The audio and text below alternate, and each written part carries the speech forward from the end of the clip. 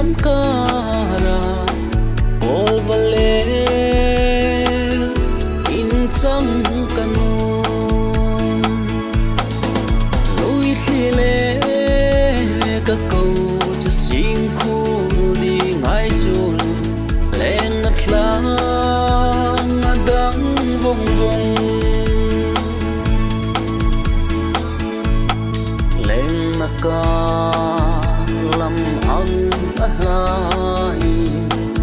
ong khu so da zul sum ni tinun du thua yang sam cho mo ka chan rau tla be in lang tir la lui thile ka ko cha sing khu di ngai sul len na tlang adang vong vong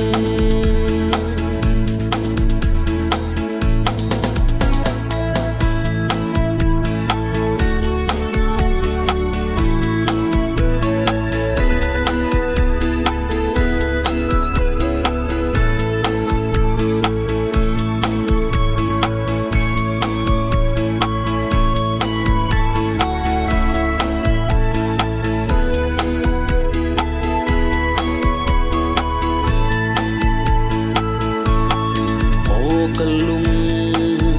đi lên mắt lang khi chung hui va yên lên thím về là ngò đi ru na